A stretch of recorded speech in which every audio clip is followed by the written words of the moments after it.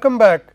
So, towards the end of the last lecture, I was talking about the process that should be adopted for calculating the cardinals of a portfolio of bonds, not a single bond, but a portfolio of bonds. Let us take the simplest example when you have got a portfolio comprising of two bonds A and B. Now, there can be two approaches to calculating. For example, let us talk about the YTM. The first is that you work out the YTM of the bond A individually and you work out the YTM of B individually, and then you take a weighted average of the YTMs of A and B using the market value of the bonds as the weights. That is one typical example which is very often used in practice. The other approach is that we work out the cash flows from the portfolio, the combination of the two bonds. We work out the cash flows from the portfolio at different points in time, and using those cash flows, not using the YTMs of the individual bonds, using the cash flows of the portfolio as such, we work out the YTM of that portfolio. Obviously, the second method holds merit, and with the advancement in computer technology and computing power accessible, it is more appropriate that we use the second method for calculating the cardinals of a bond portfolio. So, that is what we were talking about at the end of the last lecture, whether we should go for a weighted average calculation of the cardinals or we should work out actual portfolio statistics based on the cash flows emanating from the bond. So, let me recap this for you. Portfolio yield meaning YTM, duration, dispersion of cash flows and convexity are commonly computed as weighted averages based on market value weighting of the holdings, each holding in the portfolio. These average computations are less accurate, that is the important point, they are less accurate than portfolio statistics or portfolio cardinals that are computed directly from the portfolio's aggregate cash flows. We work out each cash flow, aggregate those cash flows and use that stream of cash flows for calculating the various cardinals of the bond like YTM, duration, convexity and dispersion. So, portfolio statistics obtained directly from portfolio cash flow estimates should be used for asset liability management work rather than traditional weighted average calculations based on each bond. The difference in the two approaches is determined by the shape of the yield curve, the spot yield curve. With a flat spot yield curve, there is no difference. In an upward sloping yield curve, portfolio duration and IRR will be higher than the weighted average duration. I will show that with an example as well, and YTM of the bonds, because portfolio statistics reflect all cash flows and return to be received, and the longer maturity bonds will impact the portfolio for a longer time. I will illustrate this with an example right now. We consider a portfolio comprising of equal proportions by value of two securities A and B. The current price of A is 100 and its respective cash flows over the next 3 years are 15, 15 and 115, that translates to a YTM of 15%. The price of B is 100 and the cash flows are 6, 106 and 0. So, that turns out to be a YTM of 6%. Calculate the YTM of A, B and the portfolio as well. As far as the YTM of A and B are concerned, it is pretty straightforward. YTM of A is 15%, YTM of B is 6% and the weighted average YTM, because the weights are equal, the weighted average YTM turns out to be 10.5%. Let us now work out the YTM based on the portfolio cash flows. The cash flows are tabulated in this slide. You can see here there is an initial cash outflow of 200 and the cash flow at t equal to 1 is 21, the cash flow at t equal to 2 is 121 and the cash flow at t equal to 3 is 115. And when you work out the IRR of the stream or YTM of the stream of cash flows, it turns out to be 11.29%. So, as you can see here, the and please note this point, this is an upward sloping yield curve. The 2-year YTM is 6% and the 3-year YTM is 15%. So, this is clearly an upward sloping yield curve, and the average of the weighted average YTM turns out to be less, being 10.5% than the portfolio YTM, which is 11.29%. Portfolio duration and convexity examples. So, let us go through these as well. We talked about the YTM of the portfolio, how the weighted average YTM does not reflect the correct picture, it does not equal the actual YTM of the portfolio of bonds. We shall see that the same thing holds in the context of duration and convexity in the event that the spot yield curve is upward sloping or it is not a flat spot yield curve. Consider a portfolio consisting of one 0 coupon bond of 1 year and one 0 coupon bond of 9-year maturity. So, you have two bonds, let us call them bond A, that is of 1 year maturity, and bond B, that is of 9-year maturity. Both the bonds are redeemable at 1000, the maturity value is 1000. The yield curve is upward sloping, and in this problem it is explicitly given. In the previous problem it was more of an implication, it was an implied value.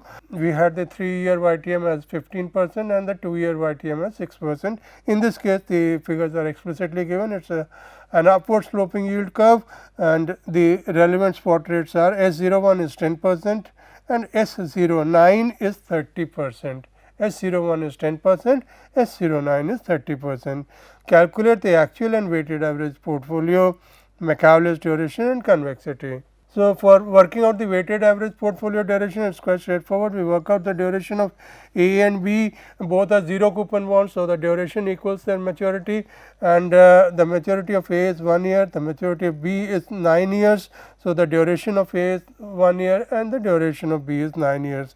As to their current market prices, we can discount the redemption value of 1000 at the respective spot rates. In the case of A, the spot rate is 10%, in the case of B, the spot rate is 30%, the maturity of A is 1 year, the maturity of B is 9 years, as you can see in this figure here, and that translates to a current market price for A as 909.09 and 94.30 for B. So, the current market price of A is 909.09, the current market price of B is 94.30, the duration of A is 1, the duration of B is 9, and that translates to a weighted average duration of 1.75 for the portfolio with market value as the respective weights. Now, this is the actual portfolio duration working. The cash flow at t equal to 0 is equal to the sum of these two prices is equal to 909.09 plus 94.30, and that is 1003.39. That is the figure that is given here. T equal to 1, there is a redemption of the bond A, that is plus 1000, and t equal to 9, there is a redemption of the bond B, that is again plus 1000. These are the two figures of reflecting cash inflows from an investment in these bonds, and t equal to 0 is the price that we pay for constituting this portfolio of two bonds 1003.39. When we work out the IRR of the stream of cash flows, it turns out to be 21.14%, that is given in this figure here.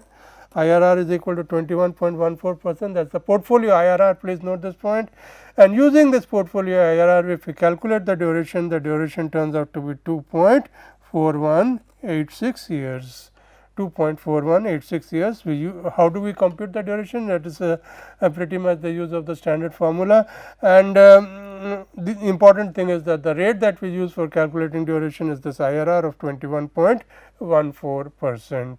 Similarly, talking about the portfolio convexity, the convexity of A turns out to be 1, the convexity of B turns out to be 45. The market prices, we have already worked them out. Market price of A is 909.09, the market price of B is 94.30, and therefore, the weighted average convexity is 5.14. And then we work out the actual portfolio convexity, that is the convexity worked out on the basis of the portfolio cash flows using the IRR that we worked out earlier of 21.14%, and we find that the convexity turns out to be 8.80 years square. So, please note this is an upward sloping yield curve, and what we find is that the weighted average duration and convexity are lower, and the actual portfolio convexity calculated from the portfolio statistics from the portfolio cash flows turns out to be higher. This is the process, this particular slide and the next two slides outline the process stepwise that needs to be followed for calculating the convexity or duration or YTM for that matter of bond portfolio. So, let me go through the step by step. Project the time to receipt starting with the nearest to the most distant of every portfolio cash flow. Every constituent, every bond in the portfolio you work out or compute the cash flows arising out of the bond at the respective points in time at which the cash flow arises. Let me repeat, for each bond, let us say you have two bonds A and B. For bond starting with bond A, T equal to 1, 2, 3, 4, whatever this T may be. It need not necessarily that this may be yearly cash flows, the cash flows may be half yearly, the cash flows may be quarterly for that matter, the cash flow may be at the end of 10 years or 9 years, whatever the case may be, whatever is the unit of time, that is not the point. The point is in terms of that unit of time, T equal to 1, T equal to 2, T equal to 3, and you work out the corresponding cash flows at each of these time points. For each of these bond portfolios, bond constituents of the portfolio, determine the aggregate portfolio cash flows. Then you add the total cash flows at each point in time. T equal to 1, bond A this much, bond B this much, and total portfolio this much. Bond at T equal to 2, the same thing, cash flow from bond A, cash flow from bond B, and then the aggregate cash flow. And similarly, we work out for all the time points at which there is going to be a cash flow from either of the two bonds, because if A is giving a cash flow, B is not giving a cash flow, you impute a 0 cash flow to that and work out the aggregate cash flow of the portfolio. So, that is what the second step says. Determine the aggregate portfolio cash flow in each period. Usually 6-month periods are assumed, usually not necessarily so, it would depend from case to case.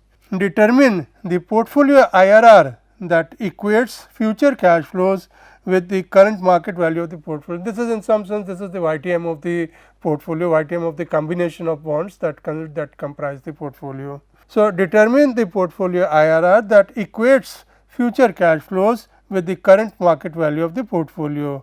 Use that IRR to determine the present value of each future cash flow. From step 2, now you have the aggregate cash flow that from step 2, this is the aggregate portfolio cash flow, and this using this aggregate portfolio cash flow, we work out the present value of this aggregate portfolio cash flow at what rate? At the rate that is calculated in step number 3. So, the cash flows are the aggregate cash flows at each point in time during the life of the portfolio at which there is a cash flow arises, and then we work out the IRR of the stream of cash flows including T equal to 0, that would usually be an outflow being the price paid for constructing the portfolio. Then the next step is, once you work out the IRR, using this IRR, using the projected cash flows, the projected aggregate portfolio cash flows, we work out the present value of each of these projected aggregate cash flows from the portfolio.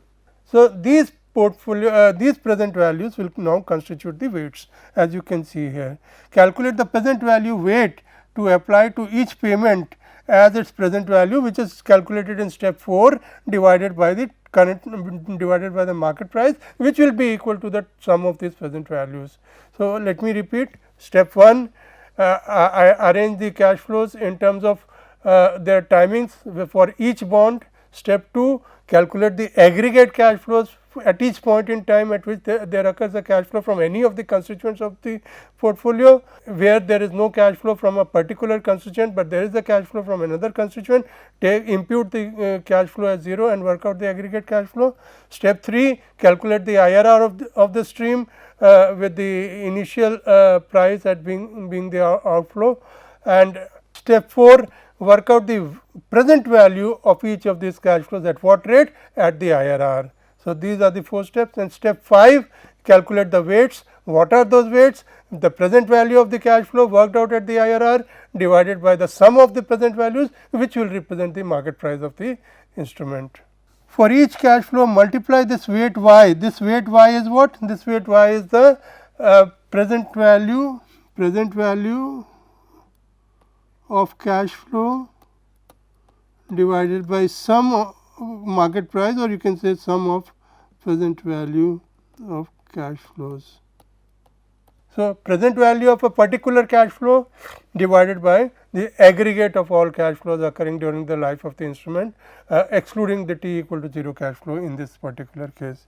So, for each cash flow multiply its weight, this is W, this the figure that we have calculated is W for that particular cash flow, which is represented in the numerator. So, for each cash flow multiply its W by its time until received. So, whatever time this particular cash flow is received, multiply that time by W into T this. So, this is how the portfolio's Macaulay's duration is calculated. Pretty straightforward. The formula, as you know, we have discussed it a number of times, is T into C T divided by 1 plus y to the power T, the whole thing divided by P 0. This is DMAC.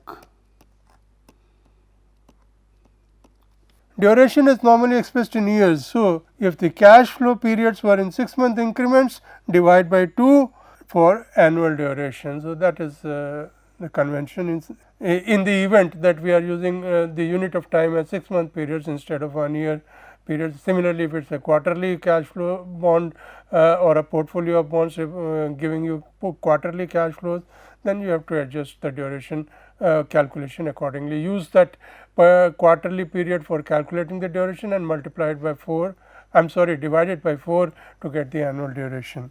Portfolio dispersion is computed as the weighted average variance of when each cash flow is received around the portfolio duration. It is something very similar to the conventional definition of variance. And what is the conventional definition of variance? We write it as summation of Pi into xi minus x bar whole square.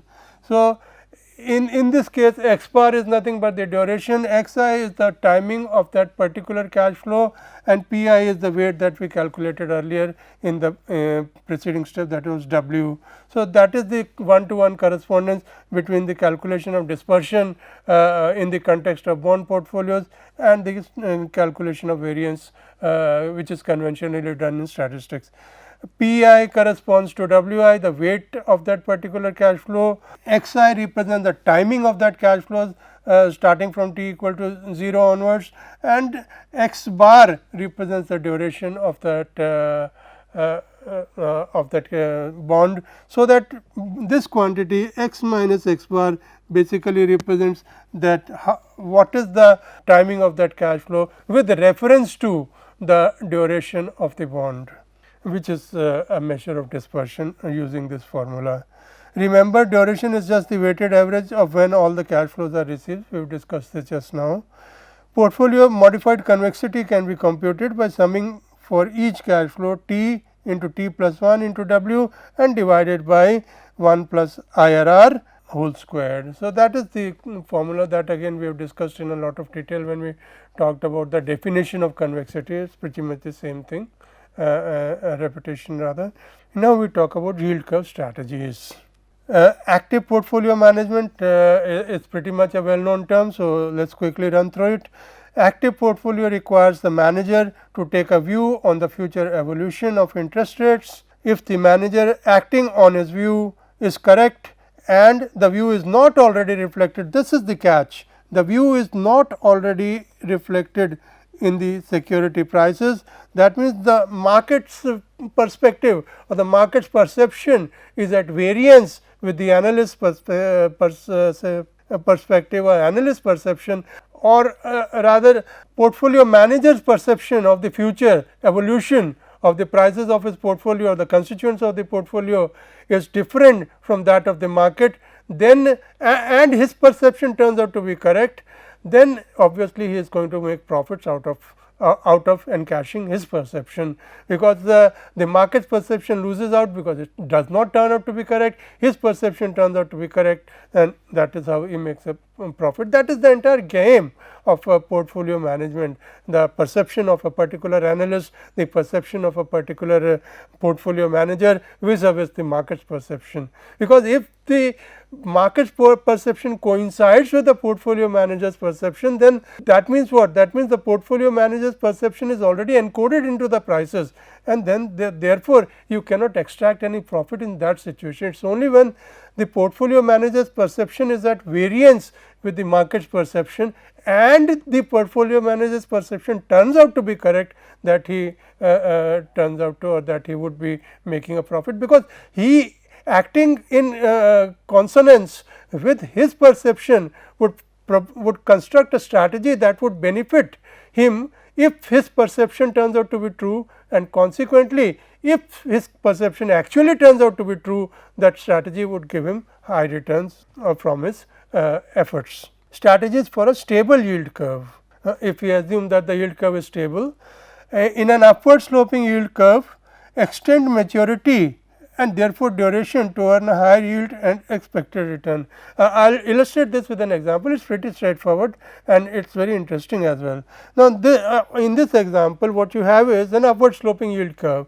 We have S01 is equal to 5%, S02 is equal to 6%, S03 is 7%, S04 is 8% and S05 is 9%. So, clearly it is an upward sloping yield curve. The spot rates are increasing with the maturity of the underlying instrument. Now, we have got two 10% annual coupon bonds, one is of maturity 3 years and the second is of maturity 5 years. Let us say bond A is of maturity 3 years and bond B is of maturity 5 years. The price of bond A at t equal to 0 is equal to 1082.17 and the price of bond B at t equal to 0 turns out to be 1054.29, and when we work out the YTM of these bonds using these prices, when we work out the YTM of these bonds using these cash flows, this cash flow t equal to 1, this is t equal to 2, this is t equal to 3 and this is t equal to 4, this is t equal to 5. Using these cash flows for respectively for bonds A and for bond B, if we work out the YTMs, we find that the YTM of bond A turns out to be 6.88% and the YTM of bond B turns out to be 8.62%. This is naturally so because of these figures. You see, if the cash flow that is going to be realized at t equal to 4 years in the case of bond B is giving you a return of 8% and the cash flow of 1100 that is going to arise at t equal to 5 years is giving you a return of 9%. So, naturally the YTM, which is in some sense the weighted return, I repeat that one, in some sense the weighted return in the case of bond B would naturally be higher in the case of an upward sloping yield curve, because the later cash flows would be giving you a higher return in the case of an upward sloping yield curve. An advantage of the strategy will be low turnover and transaction cost. It is a buy and hold strategy approximately, and therefore, naturally the transaction cost would be very low, insignificant literally, and the turnover would also be very small. This strategy is not necessarily passive if it involves selecting a duration or exposure to points on the yield curve where rates are expected to be stable that differ from the portfolio's benchmark. So, if you are also managing the duration and convexity, then naturally you will have to take care that as time progresses there does not arise significant divergence between what your benchmark is and what is the progression of your portfolio. So, in that event you may have to rebalance from time to time, otherwise if that constraint is not there, if the constraint of matching of duration or managing of duration, convexity etc. is not there, then it is pretty much a buy and hold strategy and quite a simple strategy as well. Write the yield curve. This is the second strategy if you have a stable yield curve. This is also very interesting. Let us just read through it and then again I will illustrate this with an example. This strategy is based on the fact that as time passes, the bond's remaining maturity and duration decrease.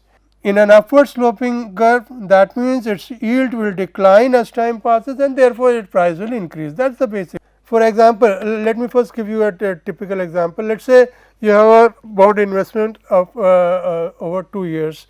Now, at t equal to 0, when you value the bond, you will be using S01 and S02 for valuing the cash flow that occurring at t equal to 1 and occurring at t equal to 2, that will give you the current market price of the bond. Now, as time passes, you buy that bond at t equal to 0 and you hold on to it up to t equal to 1. Now, at t equal to 1, assuming that the spectrum of spot rates that were there at t equal to 0 continue to be holding fort when you liquidate the investment at t equal to 1, what will happen? You will liquidate the investment at a price which will be determined on the basis of S01, because the maturity of the bond at t equal to 1 is only 1 year. It was a 2-year bond, you bought it at t equal to 0, at t equal to 1 the remaining maturity is only 1 year. So, when you value the bond, or when the market values the bond at which you are going to sell the bond, it will be equal to the final cash flow divided by the spot rate corresponding to a 1-year maturity. And as it is an upward sloping curve, the 1-year maturity rate would be the lowest rate that would be there on the curve, and therefore, the corresponding price at which you are going to liquidate the bond in the market would be higher than the price that would be computed if it was a flat yield curve. So, that is illustrated by an example. Let us also go through this example. Consider a 10% annual bond of maturity 5 years. Let the spot rates be S01 is 5, S02 is 6, S03 is 7, S04 is 8 and S05 is 9%. All of these are per annum, of course. Assume that at the end of the first year, the spot rates spectrum remains unchanged. That means, these rates hold at t equal to 1 as well. What does it mean? That means that the price of this bond at which you enter the investment, that is the t equal to 0 price of this bond, as worked out as per equation number 1 here, is 1054.29, and when you work out the price at t equal to 1, that is at the end of 1 year after receiving the coupon for the first year, the price is worked out as per equation number 2 and it turns out to be 1074.40. The important thing that you need to note here is that when you work out the price at t equal to 1 year, you are using what rates? You are using the rates S01, S02, S03 and S04, because the remaining life of the bond is 4 years now. So, the rates that would be relevant for valuing the bond at t equal to 1 year, it would be S01 to S04, and that is precisely what is shown in this example equation number 2.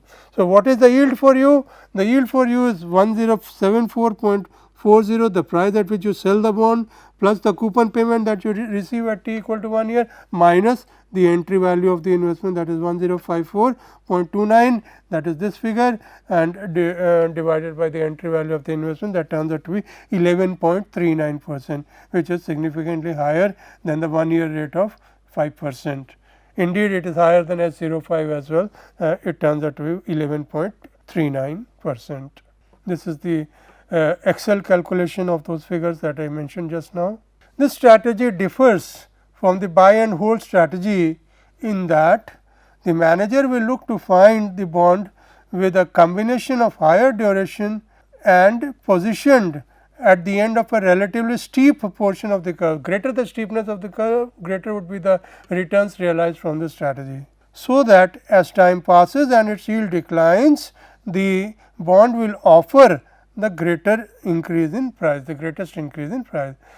Greater is the steepness, greater would be the slope of the curve, and correspondingly greater would be the return that would be realized by doing this strategy, because the rate of decline of the interest rates would be higher as the maturity decreases, and as a result of which, when you compute the bonds price at the end of a holding period, you will be computing at relatively lower rates, and relatively lower rates means higher price. So, that is the philosophy behind this strategy.